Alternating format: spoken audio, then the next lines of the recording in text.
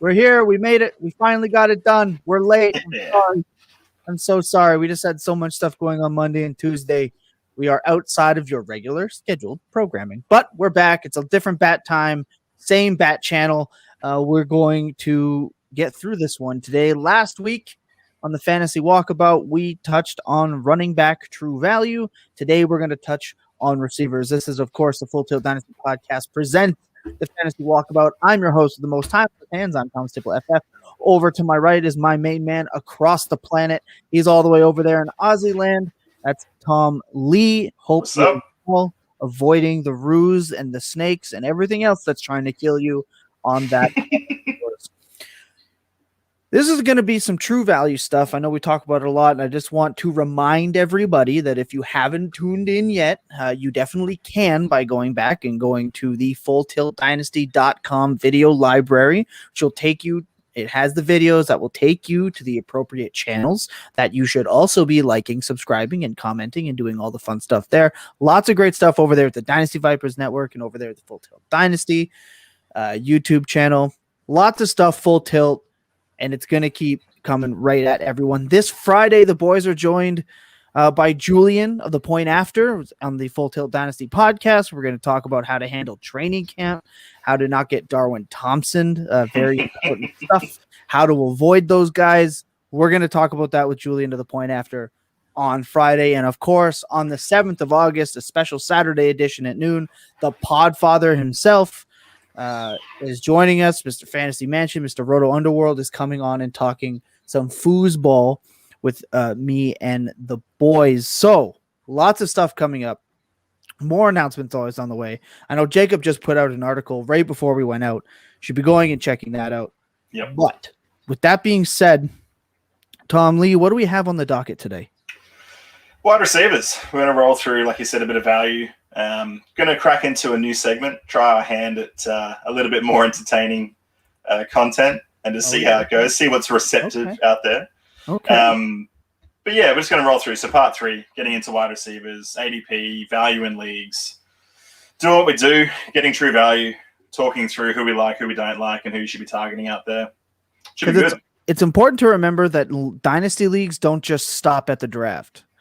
Right. So many, we see a lot of programs, we hear a lot of shows, we get a lot of tweets about startup value and ADP and what the value actually is. But what about those leagues that have been around for a while? What about your 2, 3, 4? How do you keep staying ahead of everyone else in your league when, people might be stubborn, and look, if you didn't listen to the Value Accumulation Project, which is what the Fantasy Walkabout started with, go back and check it out, get yourself caught up, go build your tiers and jump in with us. You don't have to do that if you haven't watched, but guess what? It definitely helps, and we are going to walk through it. But first, Tom Lee, what do you got for us before we do that? New segment. So we always like rolling Aussie slang on the show, and I thought let's try to fold a little bit of that back into the content. So this week we're going to try a segment called Shits Me to Tears, it's just going out there and seeing what things are out there that are just annoying us, and if we don't laugh and have a cry about them, it'd make us just leave the whole industry. So what's out there for you? So, this week you were talking to us a little bit about getting repeat questions, getting repeat requests. It's still one of my favorite sayings that I've ever had the privileges of learning. Look, it shits me to tears when people ask me what I want and then I tell them what I would like and they just reply with the same thing. Yeah. If this person is listening, I apologize, but it's not just you. This happens all the time, right? This is just my example. This is the one that sent me over today because I've actually gotten this 5 or 6 times this week. It's been a bad week for the old. I've done this. I did this last week. Yeah. Yeah, exactly. It happens. Yeah. Yeah. And unfortunately, it's like always the same person. Like it's always the same 2 people that'll do things this way. And it sucks. But to break it down, anyway, a person was inquiring about a pick that I had, and the conversation kind of went like this. Not totally, but it kind of went like this. Hey, what do you want for that pick? And I said, well, this is what I'm looking for. I'm looking for this or that, this player, this pick, etc. And they'll go, okay, well, I'll give you a later first round pick and like in my first next year. And I went, okay, well, I should have said that I want like a top 12 player and, something around there. I wouldn't trade him for much less than that right now. I'm like, all right, well, how about my 111 and Darrell Henderson? And I'm like, yo, mate, dude, I told you. Like, respectfully, like, I just want to tell you that after 106, I don't care about this draft. This is one of two one quarterback leagues I'm in. I go, mate, I'm just gonna be straight with you. I don't care about anything after the 106. Like, I wouldn't trade my 105 to move back and get Darrell Henderson. Like, I wouldn't do that. And they're like, oh, so you wouldn't do like my 111, a first next year, and like a third? And I just like all I sent back was, please read previous message and apply. Like, I was so done. And I know this happens where the great question of what do you want for this? I mean, we talked about this on another episode when someone approaches you with the what would you want for this? And like, it's not like I didn't put the pick on the block or anything like that. He just approached me, so I told that person what exactly it is that I would want. And they just kept coming back with not that. And it's not even just not that, but not even close. Yeah. It was just a continuance of what they wanted to pay. Yeah, they were only pushing what they wanted. And we weren't meeting in the middle, and it shit me to tears to the point I had to put it in the Slack channel and vent for like a couple of minutes. And you never want to get to that place where it starts to drag on you mentally, but of course it does. It does. Like, of course it's going to after a while. And like I said, this was the 5th, 6th, 7th time this week, and I probably could have been nicer about it. Boy, did that shit me to tears today. I was on one at the old shop today for sure. Yeah. I think it's a key one to bring up. So, I mean, it's something we did touch on in the VAP, and it's if you're trying to be the person who's trying to push movement and is trying to lead the way and say, we're trying to get off-season action, we want to make sure we're invested, we're involved, we're making Dynasty better, you're going to run into these pitfalls because a lot of the people out there you're interacting with, most of the time will run into poor conversations or people who don't know what they want. Like, we're trying to change this as an industry, right? So when you do come across someone who actually knows what they want, who tells you, and then the direct follow-up is to not listen to what you've just said, it's going to take a bit of time for that to catch on. And it is important as we're trying to become more active and be the leaders in that movement, not to get overly frustrated, to have your Slack channels to go to vent, because it happens a lot and it's not always your fault. But, the amount of times you get asked saying, hey, look, I'm interested in this player. Perfect opener. That's great. I'll tell you what I'm after. If you don't have it, don't go and offer something different because I've just told you word for word. Or say, okay, are you interested in something else if I look into it? Go and do the legwork. Just listen to what they're saying and work with them. And the best part is it's not like you're not willing to like. Yeah, you're talking. Yeah, but it's like I'm only looking to give up a top. Like, I'm only looking for a top 12 player right now. Well, okay, what about this 111 in this third? Yeah, I appreciate it, but that's something. But I'm going to dive a little deeper into like what I'm actually talking about and what I'm interested in. Like, I'm not just and their big comeback is, well, what about like another first next year and like that third? And it's like, I'm just politely, sir. Excuse me. Yeah. Past. You've got Jacob. How you doing? A bunch of spiders. Look, that's not funny, Jacob. That's not funny. But one thing I will mention. Okay, we talked about what's shitting us to tears. One thing is, we're definitely not here to fuck spiders. What we're gonna do is we're gonna come back and we are going. Oh God, this is bringing up bad memories of bad trade partners. Look, that's what we're here to do. We're here to give you trade PTSD a little bit. But aside from that, we're gonna come back, and when we do come back, we're gonna talk about how to identify true value in wide receivers for those leagues that have been around for a while, because we personally feel that there's been too much talk about startup ADP and not a lot of help for the people deep in leagues. So stay tuned. We're going to come right back. Sit tight. We're going to take a breath. We're going to be there for you.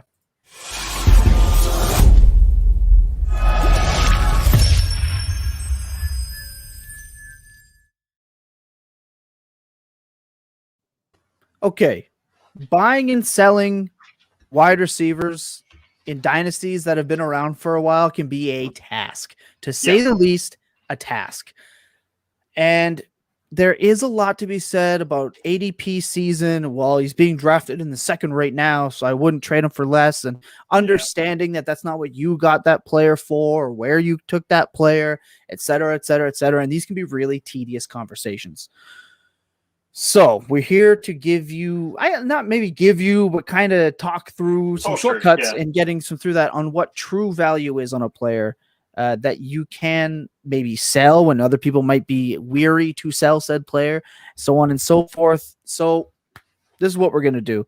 If you're looking to buy or to get a receiver at a value, it's probably not going to happen, correct? Yeah, I mean, especially like your top tier ones, it's really difficult to go into conversations and look for value in the top tier. You know, they're the guys who are breaking. I mean, wide receivers as a general position are very, very fluid assets, right? Yes. Their value changes quite frequently, but their production is always so valuable to our team. They're not disposable, but they're probably the most moved asset because, I don't know, their value seems to complement overall deals a little bit easier than QBs, RBs do. Yeah, but I mean, if you're looking to move up and buy one from the top, it's really, really going to be a struggle. Yeah. Like it's for an example, we'll give you an example. Last season, the Stephon Diggs conundrum. Oh, he's going to Buffalo with a quarterback that's less accurate than what he had in Minnesota, and he was horrible and blah blah blah. All of a sudden, guess what? Talent shone through, and he missed that opportunity for that player to acquire that player at his value. Now it's just not a value to go and trade for Stephon Diggs. There's other guys that we would target, but that doesn't mean there are players that you wouldn't sell your stocks or sell your shares of to capitalize on their value. And two players we're going to talk about right away, you might think like there can't be a scenario possibly where these players could get traded. However, staying completely transparent, like we always say, always be in your league mates' DMs, always feel around the league. And lie to all of them to get the best value you can. If you're not lying in your fantasy leagues to the other managers, you're really doing yourself a disservice because they're lying to you. Yeah. But one thing we're not lying about is that selling off a player like Justin Jefferson or DK Metcalf and those shares of that player that you do have, who their current ADPs, 17, this is DLF if I'm not mistaken, it's 17 and 22 respectively. That's wide receiver 1 and 4. And it's, why would I, oh my God. I just got the wide receiver 1. Why would I get rid of him? Yeah. Exactly. Because he may not be the wide receiver 1 by week 5. That's the point. So DK Metcalf last year went absolutely bananas. He went bananas, and everyone immediately vaulted. Not everyone, I say everyone generally, but there are people on the Bird app and the Bird stratosphere that immediately vaulted to number 1. It's unquestioned. It's undeniable. Number 1. Well, guess what? The tail end of that season, people were right back down to 8. Then he kind of went up to 5. Then he kind of went back to 1 for a little while. Don't get me wrong. Like, we were justified. Then the coach speak came in, and it was now they're running the ball, so they dropped them back down again. We don't know, but there's always something to be said for taking advantage of other people having a player ranked that high. So Tom Lee, explain to me the scenario, the who, what, whens, and whys, and maybe an example of a deal that would make you a little more keen to move these top tier wide receiver assets. Yeah, so I think one of the keys when we're talking about value accumulation is we're always looking to move down from top tier assets to add value. The reason for that is so you can then re-spend that value to reacquire top tier assets, right? But not the same level. You're always adding and adding and adding to the team. Yep. So we're not saying don't go out and buy a wide receiver 1. But what we're saying is if you do acquire value all the time, let it rise and then go again, you can reinvest that back into a wide receiver 1. So you haven't lost value. You've actually just added another player. But it does take time to do it, and you've got to come from the top down and then rebuild through it. So if you're looking at Jefferson, wide receiver 1, you know that his value cannot go higher than that, right? Absolute hype, stellar first season, broke a heap of records, has appeal, has market share, has everything. Too. Yeah. He's everything there. He's got consistency, a boring as shit quarterback who throws the ball only to him and one other guy. He has what you need, right? So you're going to get heaps of production. Kirk Cousins is he could be the most boring quarterback in the league for sure. I like Kirk, but he is not doing anything on any scale outside of just right. And classic. This is a quarterback. Yeah. It's circumstances too in a case like Jefferson's, where statistically and his age and his draft capital vault him to 1. But if you dig a little deeper, the Vikings defense was really, really porous. Kind of out of nowhere, they had injuries. Like Cook missed some time. Yeah, and Jefferson was incredibly efficient without as many touchdowns as you would think would happen with a player that had his targets and yardage. So it's one of those things where, is he really the dynasty one ahead of guys like Tyreek Hill and Stephon Diggs? Well, it depends, and that's where knowing your league mates becomes the most crucial and important part of the whole endeavor. And this is where we're not piling on saying Justin Jefferson's shit, right? We know he's a wide receiver one. We accept it. We're not saying he's bad. But what we're saying is he worth more on your team, or is he worth more trading him for more bits for your team? And for me, right now, because he's the number one, yes, you may eventually go and re-add him as, when he slides down to wide receiver 8 or whatever in the future. But if you trade him off now, pick up a tier 2 asset and add another asset to it, or 2 assets or picks or whatever it is, you accumulate the value, you replace the production, and you give yourself a shot at adding your tier 2 player to him in the future. If you really, really love him, then send him away and bring him back eventually. So, we think JJ is good. Exactly, right? So, if you were to slide down to a tier 2 player, let's just take one at random. For me, T. Higgins is a classic example. We're going to get to him in a second as well. But sliding down to T. Higgins and adding a pick, a first, another player, a Jerry Jeudy, something else, you give yourself 2 assets, you give yourself a chance of replacing production, and you have a valuable addition to your team overall. And that, for me, is the perfect slide-down move at the moment, because nothing else has happened this year. You can pick up guys while everyone's waiting for it to happen, cashing in on your guy who is the dude right now. Exactly. And look, we're not saying that you should be going out and vaulting You're not forcing him at the door. Your JJ shit. No, but it doesn't hurt to poke around your league. And we're talking about leagues that are already existing, right? So if your league's already existing and you've had a player retire, you need to replace that position. You need to give yourself more depth. Let's just think about, maybe not this time last year, but close to it. Justin Jefferson was struggling to get away from coverage in Vikings camp. And then he fell in rookie drafts to that 112. There were actual conversations of Keyshawn Vaughn or Justin Jefferson or Jalen Reagor. Tajay Sharp came in. They're going, is he going to be the one? Like, it's just Billy. And sorry, Bill. Oh my God. So that's the worst take ever. I know, poor guy. Oh my Lord.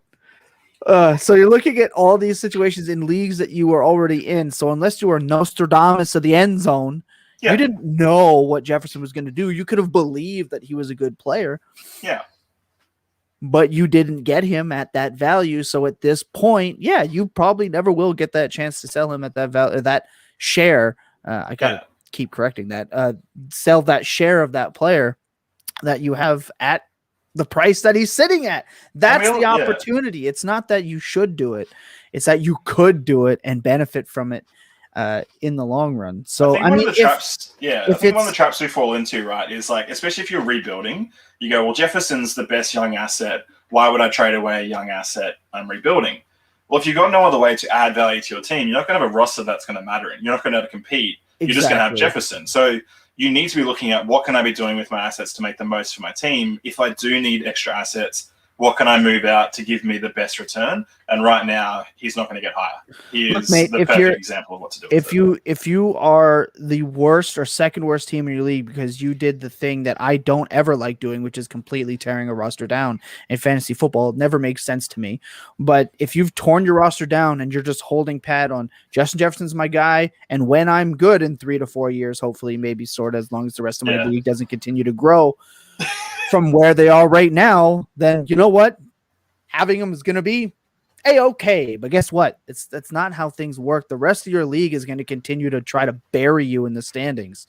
So if Justin Jefferson is your one lone star, well, guess what? You can move that asset and get and make it work for you. 2 Yeah. or 3. And guess Yeah. what? You can just repeat the process. Now you trade this one for 2 or 3 more and 2 or 3 more. Maybe you hit on your draft picks because you listen to FF_RTDB tell you who to draft every year and look up, you put Billy's the whole thing rookie, together and you make it work, right? Or you go to FullTiltDynasty.com come draft season next year for Billy's rookie preview, and you hit on those rookies, and now you've gotten ahead. But guess what? If you're not giving yourself as many assets as possible to do that, Jefferson is just chilling in your lineup, putting up 15 to 20 points a week for you to go, yeah, look at that guy. Yeah, I got close and I lost again. He's doing real well going for that consolation prize. Yeah. He's helping me donate $50 to my league every year. Exactly. Yeah. I'm really chipping in for the person who wins the league. And this is Jacob here. Love what y'all are talking about. If you're a rebuilder, you need to get excess value. And yes, correct. I like what Jacob just said, but even to a point, you need to have, even if you're a team that's contending, right? So we were all talking about a trade that I was considering where it was Javonte Williams, who's a real hype running back pick, my pre-draft RB1. Yeah. I'm pretty sure I still have him there for the rookie class, and I'm willing to move him for like a first in a year or two for Julio Jones and like Trey Sermon, who is a consensus 3rd round pick. I know he's like one of the favorites in the dynasty community, but for casuals, right, they might look at that and go, well, this is an easy one, and I'm a contending team. That's a contending roster, and I'm still trying to get more value from that key young asset because that's how you constantly have and maybe Starman sucks and maybe I miss on that pick later. Who knows? But you're taking the shot to get ahead, and that's what's important. And we also have this. I'm going to post this link that Jacob has put up right here. It is a great series on how to turn your team from a cellar dweller to an emerging dynasty. And guess where I get all my information from? It's that guy down there. No joke. I'm just here to host and produce these things. I steal smarter people's ideas like his. So definitely get in on it. So that's tier 1. Tier 2, things get a little funny. They get a little funny with the Michael Thomas stuff. And look, we're not going to sit here. We're not going to bang out everything Michael Thomas because guess what? It's been done to death. It's been done to death, yeah. You don't want to hear it for another 20 minutes. So the only thing we are going to talk about with him is what to do with the player kind of in his situation and how does it apply? You're looking to acquire more shares because it is on the cheap.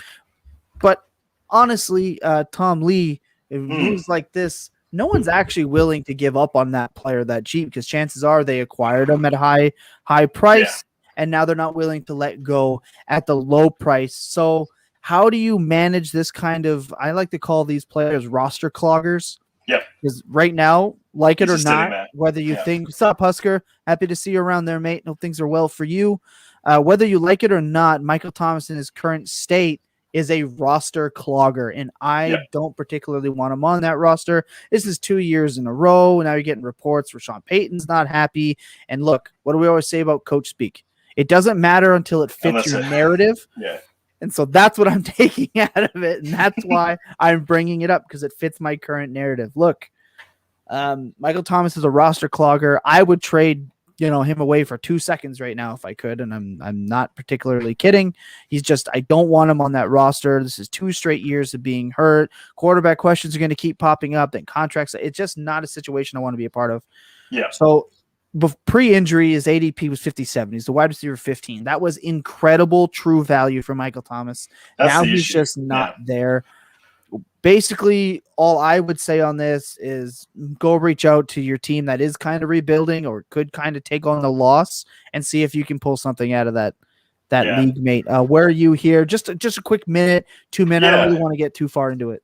So it's a really tough one because you got a combination of people who are value savvy and they've just drafted him at the wide receiver 15. They're laughing, right? So a lot of smart people have a lot of shares. Laughing, sadness. Laughing, you have a lot of people sadness. Real sad. Yeah. You have a lot of people last year who went and bought him on the injury dip.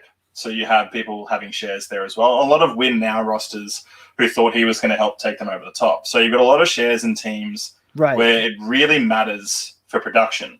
So the key for me is that I'm not looking to trade him away for 2 seconds, even though the temptation is there, because it doesn't replace the production. He's a roster clogger. I need some production. So I've just got to figure out how far I'm willing to slide down in a 1-for-1 to replace that production. And for me, the perfect target at the moment is someone like Kenny Golladay.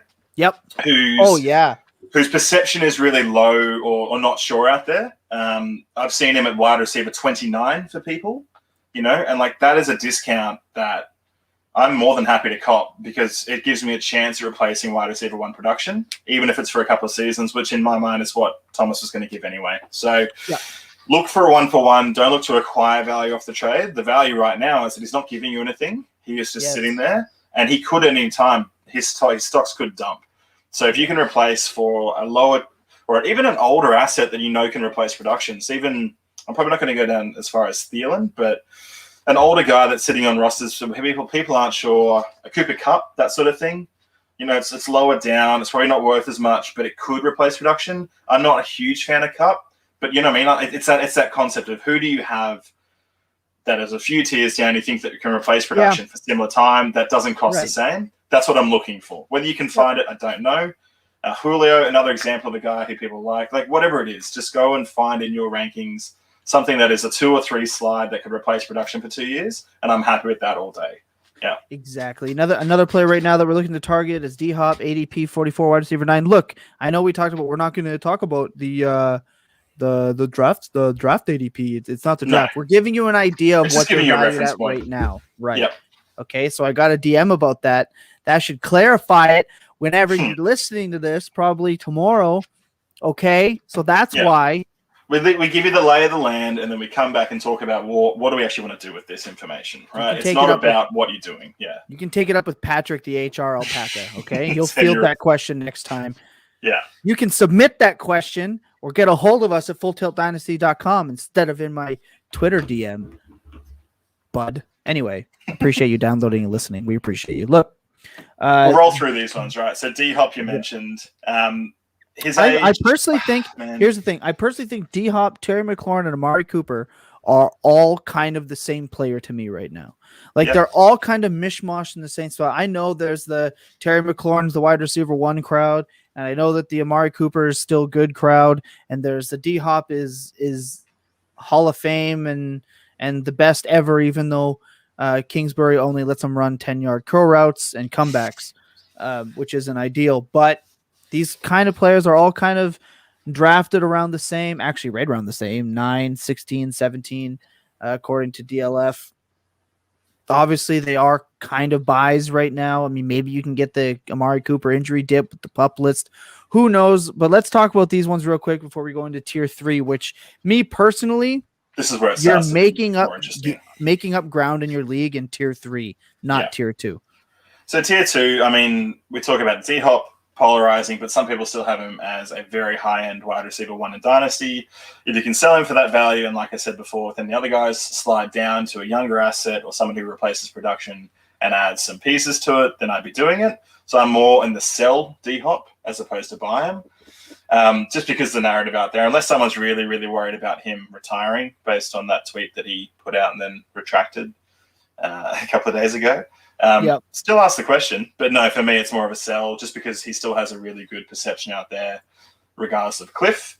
The other two, Cooper with the injury cloud at the moment because they're not sure he's starting on the pup, probably acquirable, still young, still has production. If you can get him for decent value, I mean, wide receiver, 16, 17 is what he was. Wide receiver 17 in ADP, that's good value regardless for me. But if there's a dip off the back of this injury stuff, then I'm happy to flip wide receiver, tier 3 or 4 for him straight up, and buy that now and cop, up to 6 weeks of misproduction if I have to. I think that offense is still going to be balling at the back end, and I quite like that as a buy. My thing here is for teams that, again, we're not talking about teams that you would be trading around during a draft or just after a draft. Yeah. Chances are feelings are going to be different on all of these players in your league. Maybe 2 other people have had Amari Cooper in your league and they were just over him. And now this person's like, oh, well, he was doing so good. And then he burned me again. He's not consistent. He's not good. Like, chances are you're never going to really truly have to pay their true value price, and that's what's important. But what looking will I'll rephrase this. What going and looking at current ADPs will help do for you, especially if you're not a sociopath who's doing 36, 37 startups, during startup season. Yeah, You're not a lunatic. I'm not going to talk about it. And you're not as in tune. Your ear's not quite to the ground with what's happening ADP wise. Look, go and look it up, because when you're sitting there thinking, if someone's like, "Oh, I want like 110 in the rookie draft for Amari Cooper," be like, "Oh, dude, what does that actually equal?" Done. Jalen Waddle, Amari Cooper. I don't care what you think about Waddle, as I'm taking Mac Jones, Amari Cooper. Like what's exactly. So it might look scary, right, given your current status of the league, but it doesn't hurt to go and check what their ADPs are and staying in tune with that, because when you really break it down, I mean, if somebody wants my 110 and like a third next year for Amari Cooper, which I've seen happen, then I'm fully doing it given the state of what most of my teams look like. Not saying they all look great. I'm not going to be that guy. I have bad squads out there, made bad decisions. That would be a good decision, and it's always a good decision to go and look at ADPs and then go and approach for trades. It's something I do almost every time if I'm the one approaching. So that's tier 2. We're going to take a second. When we come back, we're going to kind of keep moving through the tiers, and we're going to really talk about the next 3 or 4 players. Like, really, I'm going to ignore one of the players that Tom Lee has written down in tier 5 completely. But we're going to talk the next 4 players over the next 2 tiers, and why I think that attacking these tiers for players is what gets you ahead in your leagues, not the big dogs. It's not the tier 1 guys. It's not the tier 2 guys. It's getting these tier 3 and 4 players for the long days of the season, weeks 6 through 15, where everyone's hurt or banged up and you're just looking for that extra production.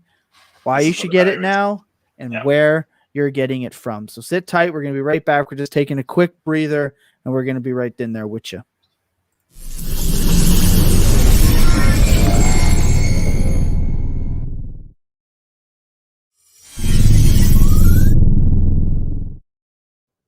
Look, tiers are super important. They're super important, and we've stressed this since our very first show 7 weeks ago. My God, 2 months already of the Fantasy Walkabout. Seems like it was, just the other day where the idea kind of was born. But anyway, not going to get too nostalgic.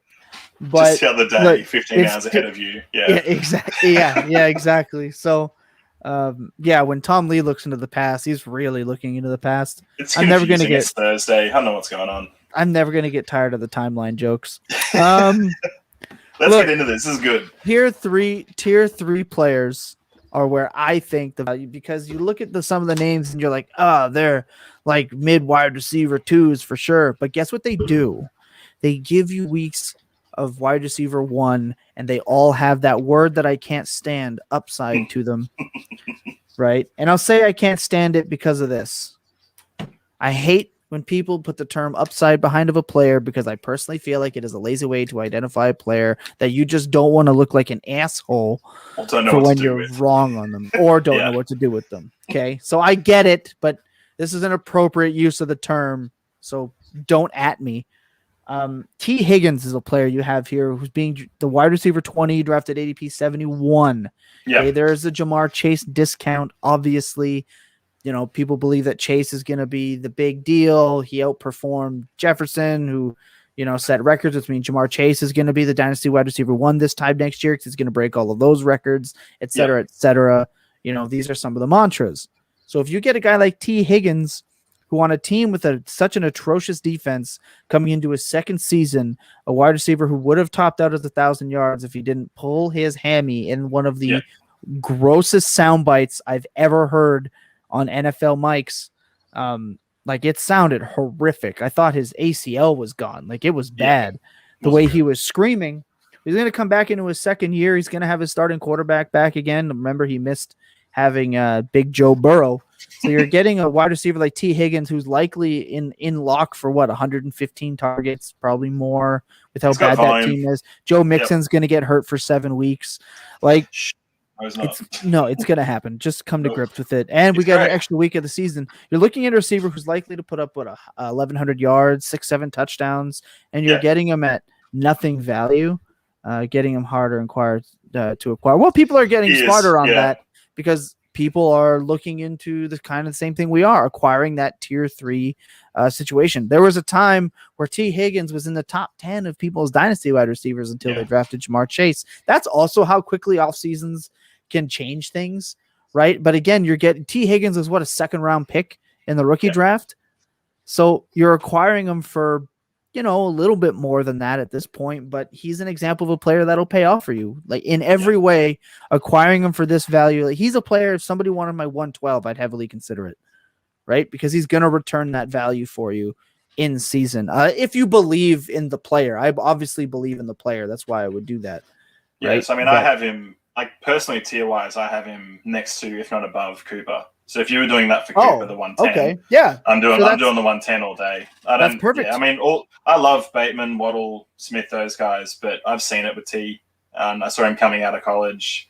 Yep. And yes, his offense is crowded, but you're putting double coverage on T, you're putting double coverage on Chase. There are great, I wish I could remember who it was and which one it was off the top of my head, but there are great articles and threads out there as to why the too many mouths to feed argument is bullshit.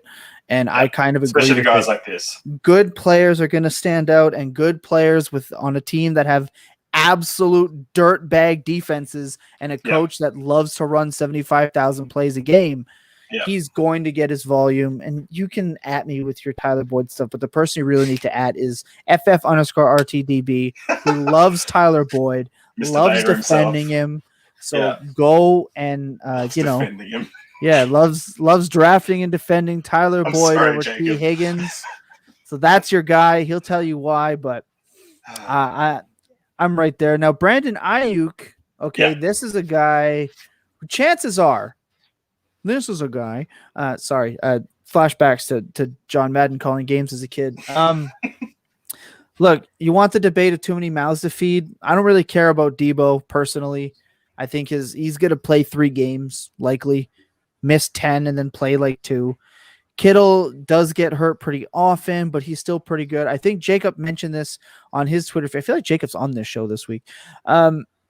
He mentioned on his Twitter feed that he thinks that Kittle and Ayuk are both going to top that 1,000-yard mark, and I kind of believe it too. And people are going to at me about, well, Shanahan. Remember, Shanahan did it in Atlanta, right? It's not like he hasn't run the ball and thrown the ball on the same team. Well, their defense was bad. It was good enough to get them through the playoffs, and guess what? The 49ers defense is due for a little bit of regression, like it or not. They're in a pretty competitive division. Exactly. It's not like the other team's not going to put points up. They're going to be efficient. And but Trey Lance and Jimmy G, they're going to be fine because Ayuk is a good player. Ayuk is a player that just gets pushed down boards into that round 7 because there's so many other guys people would prefer. He was getting it done with Nick Mullins. Exactly. Hey, Nick Mullins. There are truthers out there that believe. They believe. All right, he was getting it done with. Who was the other guy? Richie James. No, that was a wide receiver. Oh, you mean Ayuk was? Yeah. Oh. Sorry, I was propping up Nick Mullins there. You got on Mullins, yeah. I don't remember. Bethard. Anyway, Beathard. Beathard. Look, I think Ayuk is a great player. I do think Kittle's a wide receiver 1, whatever. But I think Ayuk is just a difference maker, and I don't care what his cost is when it comes down to it being the wide receiver 21. So in your leagues, again, he was a second round pick in most rookie drafts. So if you're a contending team or a bad team, spending that to get a player who, if you believe in his second half of the season production, then you're getting a potential wide receiver 1. I think his reception perception puts him, if I'm not mistaken, I saw this, his reception perception put him somewhere in like the 97th percentile or something of players, something close to that. He can do it all, and that's the player you're trying to bank on. So if you're a rebuilder, you're spending someone like Amari Cooper for an Ayuk and a pick, right? these are the type of things that I would be suggesting you go and do. And Or if even you we sit there and be like, mentioned you'd Hopkins never get before. that. Well, guess what? Not everyone is, calculating tick, tick, tick, tick, tick, tick, all the 0.7% catchability rate on a ball between the hash marks and the 30 and the 40 on a quarterback whose hair length is 7 inches longer than that. We don't not everyone does that. So to say these trades won't happen, guess what? We see them in leagues all the time. Then we usually all end up bitching about it on the Bird app. It Whose doesn't hair hurt. length is 7 inches longer. Doesn't matter. Doesn't matter. All right. You want to talk about neck sizes? I know Billy likes that one. We can go Oh. neck girth. There's a word to haunt all of you. His neck girth. There you go. It's going to haunt all of your ears now. If I had to hear it, you had to hear it. Yeah. He's just a player worth acquiring at these in tier 3. If your team, if you're selling shares of players like Amari Cooper, I wouldn't say maybe Terry McLaurin, but if you're getting selling off your shares of Amari Cooper and DeAndre Hopkins and getting T. Higgins in a first and Brandon Ayuk in a first, money. At the end of the day, that's quantifying the true value of both Hopkins and Ayuk / Higgins. Yeah. Exactly. It's true value dealing, and I cannot stress enough how much I would love those deals. Tier 4, I'm less excited about. You're going to have a little bit more to talk about here than me. Obviously, Kenny Golladay, there's the Daniel Jones panic, the future QB1, this year's Josh Allen, the fastest man in the league, the man who can't outrun turf monsters or himself. So you got Kenny G being paid to be the fake alpha. I loved that whole argument on Twitter for that week. That was fantastic. And then the player that I think you want to talk about the most, judging by here, we have Jerry Jeudy, who's the wide receiver 31 right now off the boards, which is insane given his season and CeeDee Lamb's are not that different. It's actually mind-boggling. I mean, I'm pro Sutton. If you've seen the People VRTDB Sutton versus Jeudy, I'm obviously pro Jeudy or pro Sutton. But Jeudy at wide receiver 31 is a player you should definitely be going actively out.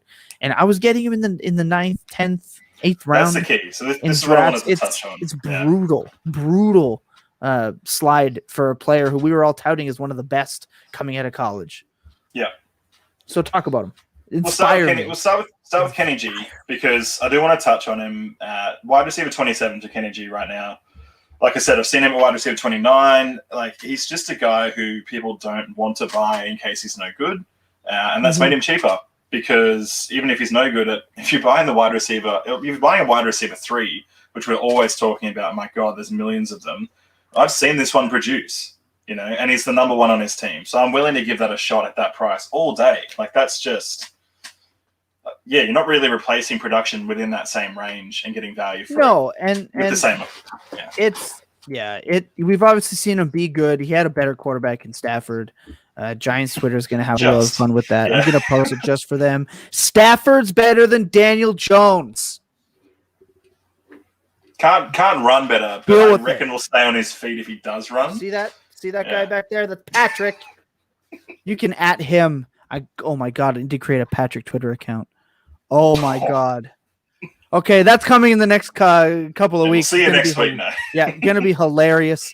Let's get into Jeudy, right? So let's get into Jeudy. Jeudy's the value. Just saying, we get it. Kenny Golladay falls. Whatever you're taking. I like Kenny. It's fine. He's just there. He's just acquirable, kind of there.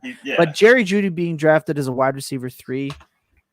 Look, wide receiver 3s don't exist to us unless their name is Jerry Jeudy, because they have to physically because of ADP, right? There are has to be. There are 657,421 wide receiver 3s that everyone tries to throw into a deal. Michael Gallup, but that is not. Not wide receiver Jerry Jeudy is exactly. So let's talk about him. Yeah, so wide receiver 31, young. He had an outstanding year for a guy who didn't pop up on radars. If you watched him play, and I'm not a film guy, and I'm not really an analytics guy.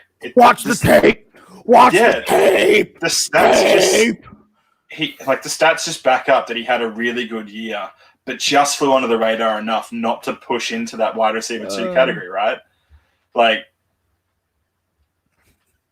Oh, you're getting called That's out a little great bit question. here. Jacob's just said, Conley, if Judy's such a good value, why do I keep putting him on the block in every league? Because I want to see if anyone's higher on him than I am. And I didn't know, admittedly, at the time when I did that, I didn't know that his ADP was so low. If it was, I would have gone out and got more of him. Because we talk about value, right? In my mind, when we were talking about Judy throughout the year, I was hearing a lot of people, whether they were lying or not, say, he's my wide receiver 15 through to 21. I was like, whew, that's ridiculous, you know? I will sell and pick up T. Higgins, or I'll sell and pick up other players, right? That was my goal. Now we're seeing it that the value reflected is so much lower. Well, it's flipped script because I know he's a good player.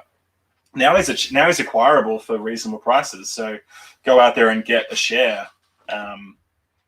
It just makes a lot more sense now to go out and get him. So you should see, Jacob, that he's no longer on the block in most of those leagues if I haven't moved him. Yeah, we are not.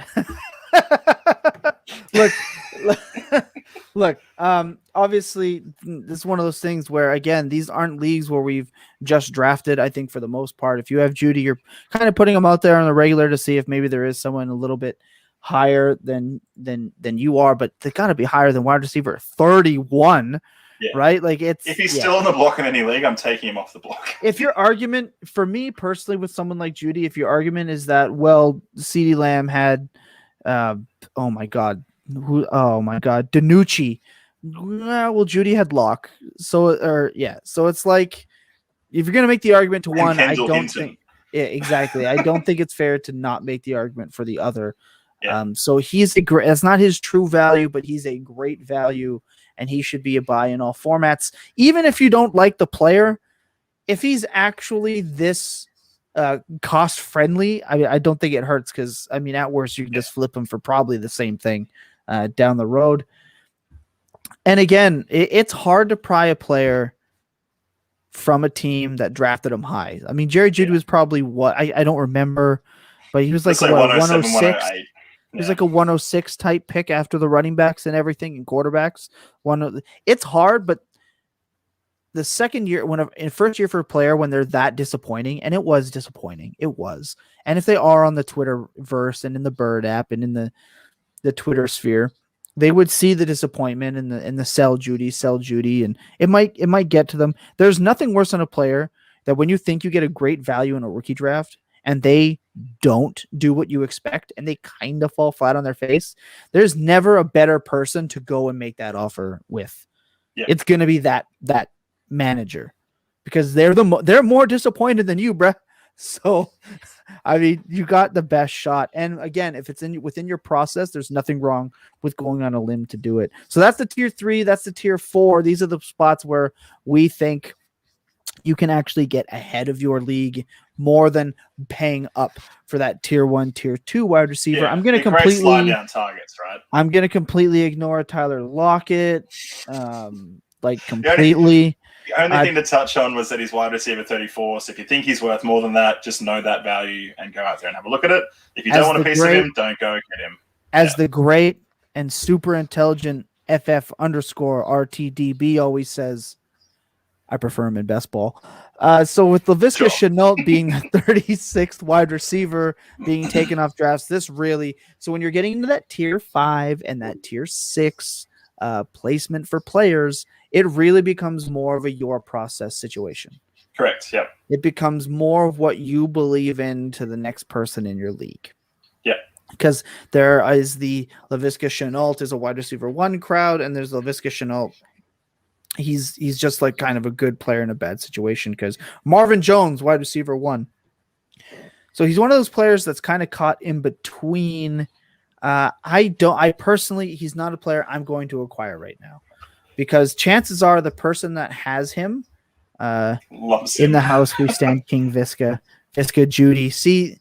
That's why we're in this house. Presented by FullTilt Dynasty. Well, look, here's the thing: is so Jacob actually poses a perfect scenario to talk about because I'm not going to talk about Tyler Lockett no matter how hard you try to make me. I'm not going to do it. I'm fine. That's okay.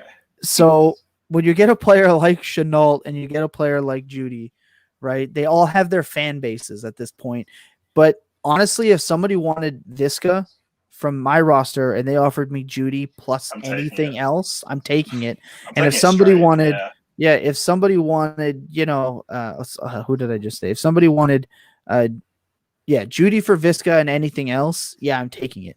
Or Visca for Judy and anything else, yeah, I'm taking it. Yeah. Their ADPs and their draft position suggest that they're different, but they really are kind of the same in what their, I hate to say this word, upside might be. Jacksonville, bad defense, rookie quarterback. Yeah. Kind of seems like a moronic coach in Urban Meyer. They're only 7 spots apart in ADP, right? Yeah, I can't trade for Visco right now. 90% of my leagues, only his truthers have him right now. Me, it's true. You do have him in a lot of places, and look, like I said, it comes with process, right? So, look, if you're looking at say Tyler Lockett, wide receiver 34, and Chenault, wide receiver 36, if it's a matter of Judy, right, I would want more than Lockett to get Judy, but right. They're also more comparable with age. But would I trade Tyler Lockett for Jerry Jeudy straight up? No, I wouldn't. It's one of those perception things. It's completely perception. I wouldn't trade away Jerry Jeudy for just Tyler Lockett. No. But if somebody had Tyler Lockett, right, I wouldn't trade them Jerry Jeudy straight up. It's a weird. If I were ever for any reason, if something terrible had happened to me that day, I crashed my car. You lost Patrick. I stubbed my toe. My cats murdered Patrick the alpaca. I cut my finger at work. Lamar Jackson got COVID again. Wait. No, that one's real. Not that one. Yeah, not that one. That one actually happened. Yeah. Then maybe I would actually try to acquire Tyler Lockett. But until all of those things happen on the same day, it's probably just never going to happen anyway. That's aside from the point. It's completely perception. Callaway on New Orleans. Not for me. As in, is he on the roster? Yes. I'm not the guy. He is on there for sure. Yeah, he definitely does play for them. I think he's look. I don't know what his ADP is. It's not, but I'm assuming it's got to be somewhere like the wide receiver 87, right? Like it's got to be down there somewhere. So obviously, if you throw a third out there to acquire him, if Jameis ends up starting, Callaway all of a sudden is a very viable option. He's a great add-in. So if you're trying to acquire an asset to increase your team's value, throwing him in on top of putting him with Lockett, like you were just saying. I was just gonna say that. So if it's like, I want, Tyler Lockett, it's moving up, baby. Yeah, I bet it is. This is for Marquez Callaway. Look, it's one of those situations where you're like, okay, well, I would like Jerry Jeudy from you. I'll give you Tyler Lockett. You go, I need a little bit more than that. And you go, what about Callaway in a second? Yeah, I'm doing that because it's not like you're asking for Brandon Cooks in a second. You're really asking for a player that could probably do nothing, but at the same time could probably do everything because there is that they signed Hogan. I don't know what you're talking about, Jacob. They signed Hogan. He's going to eat up all his production because he's an unathletic wide receiver, and New Orleans really likes those. Look, Callaway season 81%. Yeah, exactly. Let's go to the moon. Look, I hope it works for you. Just friend to friend. We're going to look at two other players right now in tier 6 and beyond. It's Robbie Anderson and Darnell Mooney. Look, the thing with Robbie Anderson is he probably going to put up 1,000 yards? Yeah, probably. Look, I think I said it on, was it last week's show where we were talking about Godwin and Robbie Anderson and like the trading? Yeah, it was Eckler for Godwin was the trade we talked about. I won that, by the way. And then that poll, Jacob, by the way, I won the Eckler for Godwin poll. So suck it. And then,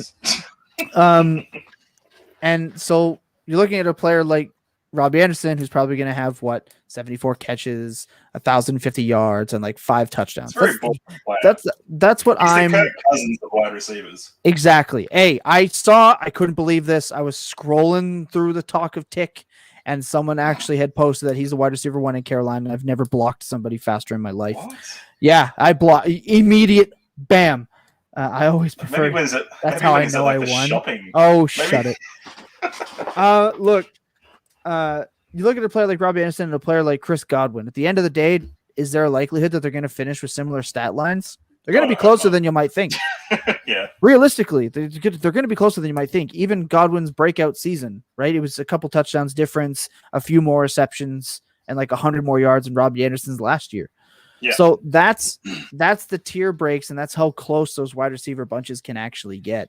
So when you're looking at a player like Robbie Anderson, he's boring as all shit, but he's probably going to produce for you at least to that being the 44th receiver off the board. Yeah, he's going to produce. This is why we're talking about him, right? Like, because again, we're talking about existing rosters. So if you find Brandon Cooks at 46, right? Like, if you find these guys sitting in your roster, you're like, man, like I don't know what I'm going to do with them. What's happening? There's guys out there who really like Robbie Anderson. Oh my god, no. And they have him in the same sort of tier as, I'm going to bring up different names, but Deontay Johnson's a great example, right? I know, yeah. Because Deontay dropped some balls, right? And Robbie didn't get. You haven't been talking to the Deontay Johnson wide receiver 5 crowd enough, and I think you need to for your own hilarity. It's just an example. If you're high on one and low on the other, and you like the other one better, just check out those situations because people are high and low on these guys. Wide receiver evaluations, like we said, there's 6,000 and something wide receiver 3s. One of these is going to be at the higher end for a lot of people. Look, just ask around. Wide receiver 3s are a government conspiracy to make us believe that we have more than we do. 3 sounds like a good number. When really what we have is like a wide receiver 3 in fantasy is like the wide receiver 4 on their own roster. It's just not a great situation. The one player I would suggest actually investing quite a bit in is Darnell Mooney. Yeah. I like Justin Fields. They sent Miller away. They have Newsome, but I don't really care about him. I think it matters at least a little bit as it's just one. It's one less step. Fewer NFL veteran wide receiver that's in the room, leaving a little bit more for Mooney. And Mooney was good in his rookie season. Obviously, Mooney was good. You've seen he plays a different role to Robinson, which I think is key.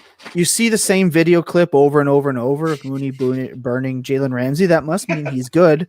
But look, he's obviously getting a quarterback upgrade, whether you like Dalton or hate him. You know he's going to play week 1, and then Fields is likely to take over after that because they're going to get absolutely pummeled in that first week. I think it's the Rams they play. It's going to be gross.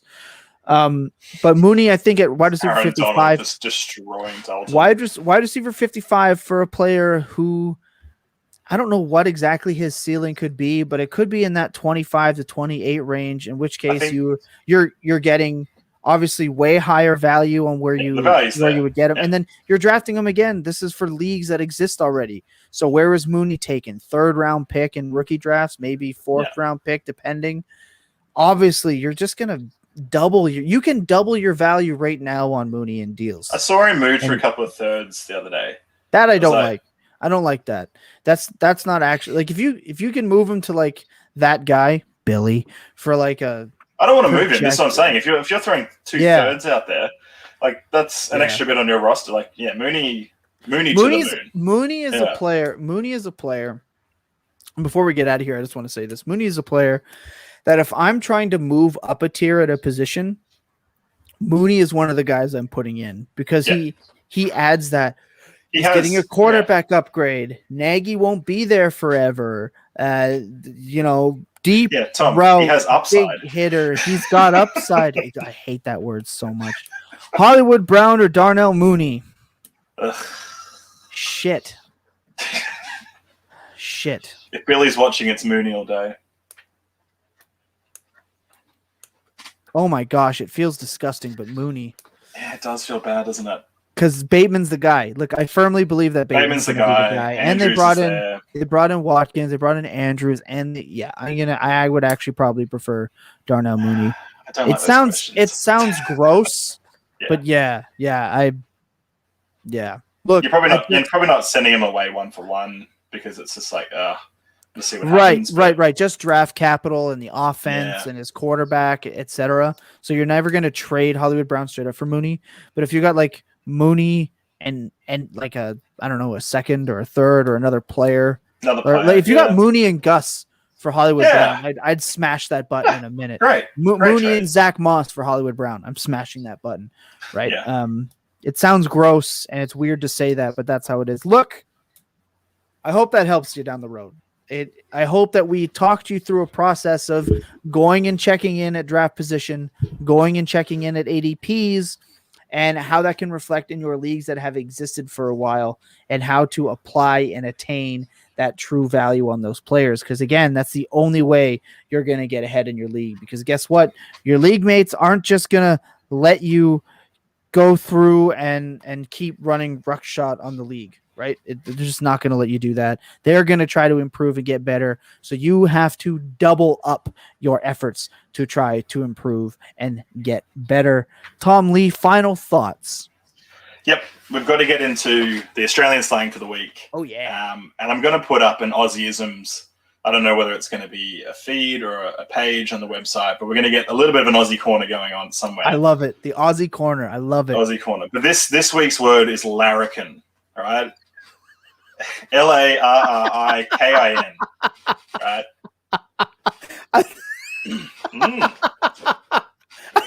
Okay. This is why. I didn't just go into I didn't go into a Scrabble box and just start putting letters on the board. It's a real word. I was just gonna say. Oh my gosh, larrikin. So I feel like that's something that guys were too. I'm gonna take a crack at it first. I feel like it was something that you guys got too drunk in the bush and just started molding words together instead of. Is there such a thing as too drunk? Like in the bush? I don't know. Maybe not for you guys, but you wouldn't catch me having a drink and walking into somewhere where every plant wanted to murder me. It's true. Respectfully. Okay, what does larrikin mean? Oh my god. Larrikin. My god. Larrikin. So larrikin means a cheeky bugger. Which I'm not sure actually clarifies it. I don't know if you guys use that, but you're a cheeky little fella. You're a larrikin. You like having a bit of fun, you know. He's just one of the boys who's having a bit of fun. He's a bit silly, but he's fun and funny. Yeah, he's a larrikin. Bugger. You're larrikin. You know, having a bit of fun. Larrikin. So we're gonna have an Aussie corner with all these Aussieisms, and you can sort of go about and have a play around and see if you I love how friendly that one sounds. It sounds. Yeah. It's like fangin'. Like you just know where these things are. Like it's just. They're fun words. They probably used to be words. Some of them are traditional.